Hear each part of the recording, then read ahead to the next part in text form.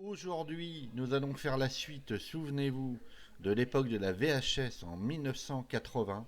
Donc nous allons parler de l'évolution des films d'horreur dans les années 90. C'est parti.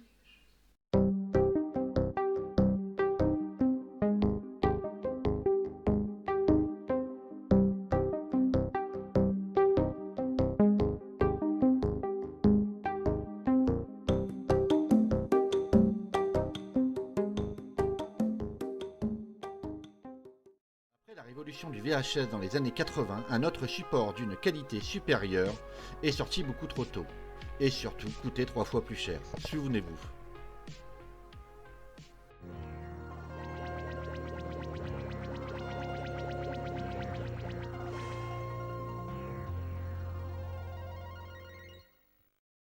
Ah, le Laserdisc. Le coût du lecteur était 3 fois plus cher qu'un magnétoscope. Et il y avait, à mon sens, 3 dilemmes.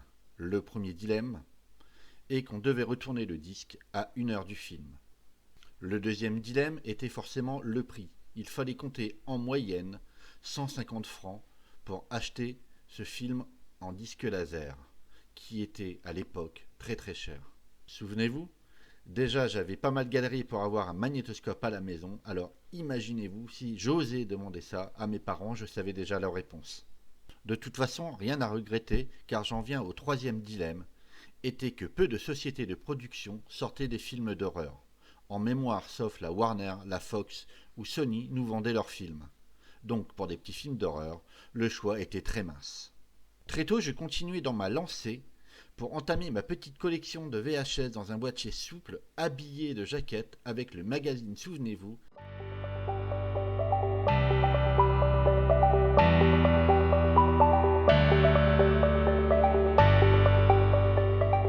Et bien entendu, je courais toujours dans mon vidéoclub, toujours à la recherche de nouveaux films d'horreur. Car l'année 90 était riche en nouveautés.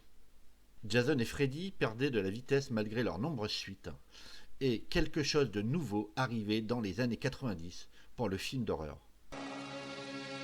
La jeunesse.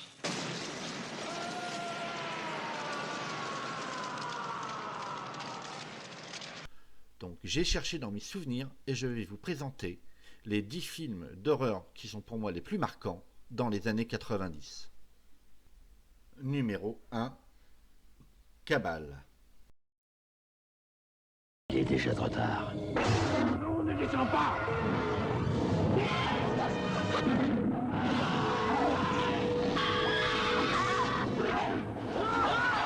Une œuvre trop oubliée pour ma part, Cabal nous offre une foire aux monstres, pour une fois mal menée.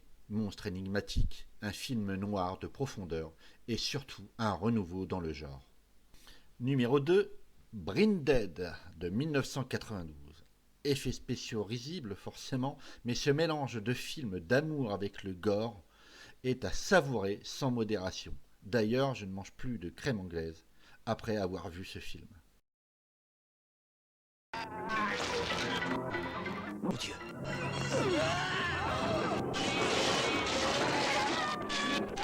C'est quelle, ça, dent? La verte. Numéro 3, L'homme aux 1000 abeilles. Je ne parle pas bien entendu de Maya l'abeille, mais de Candyman sorti en 1992 de Clive Barker. Ce fut d'ailleurs sûrement l'année Clive Barker dans les années 90. Encore un être maléfique, déchu, complexe, avec un sujet qui porte sur l'esclavage. Poétiquement glauque, Clive Barker savait présenter ses personnages horrifiques avec beaucoup d'humanité.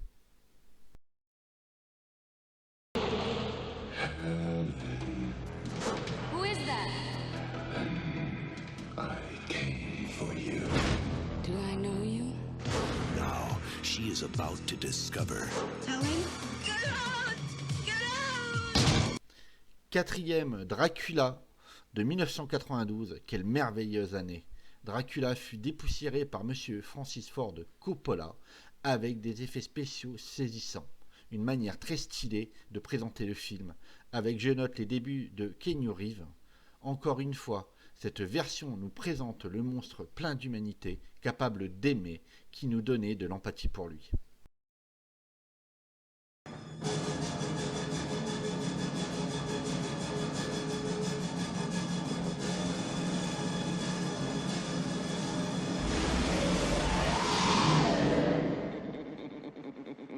On enchaîne avec le numéro 5, Le Retour des Morts-Vivants 3 en 1993. Pour moi, un film sous-estimé. Fini les punks, cette version des Morts-Vivants nous présente une sorte de Roméo et Juliette horrifique. L'amour était toujours présent. Je sais plus très bien où j'en suis par moment.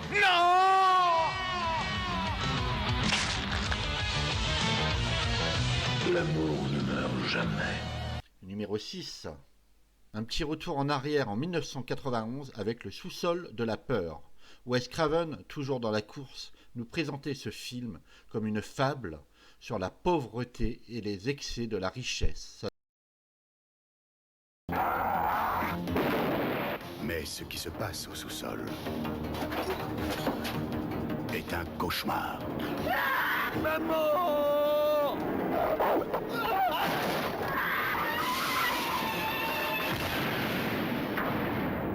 C'est le sous-sol de la peur. Numéro 7. Le projet Blair Witch. C'est avec peu de choses à voir, même rien du tout, que l'on nous fiche la trousse avec un budget minimum et un succès plus que modéré. L'apparition du premier film Found Footage, bien que pour moi ce fut Cannibal Holocaust en 1980 dans le genre caméra embarquée.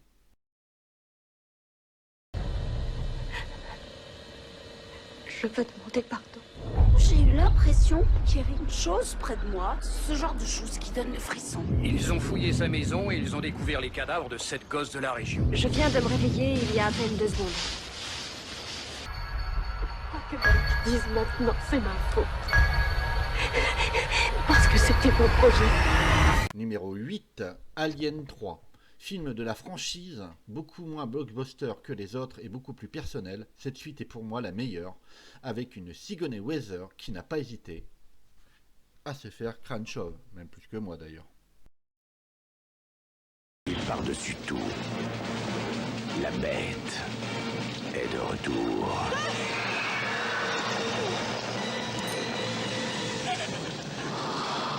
Alien 3. Numéro 9. The Ring en 1998, un film japonais de Hideo Nakata sur une malédiction. Je ne crois pas qu'il est nécessaire de vous le présenter. En 2002, un remake est sorti avec toujours autant d'efficacité.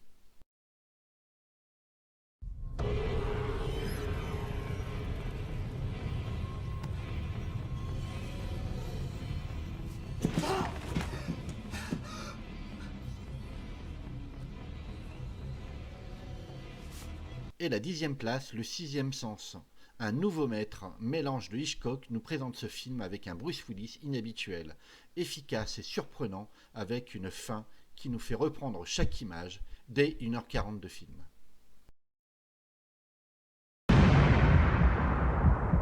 I see dead people walking around like regular people. I don't see anything. Are you sure they're there? Sometimes you feel it inside, like you're falling down real fast. Si l'on veut comparer par rapport aux années 80, moins de slasher, beaucoup de poésie avec des personnages horrifiques complexes. L'année 90 nous a proposé un autre style. Fini les jeunes campeurs avec de belles blondes en short quasi nus. L'horreur avait un autre visage. Bien sûr, j'en ai oublié comme L'Antre de la folie ou Souviens-toi l'été dernier ou Une nuit en enfer parmi tant d'autres. Mais encore un plaisir de découvrir ces films des années 90. Voilà, je vous dis à la semaine prochaine pour la 3e partie, la plus grande sur les années 2000. Sur ce, je vous dis ciao ciao. Et tiens, j'ai envie de me refaire Cabal du coup.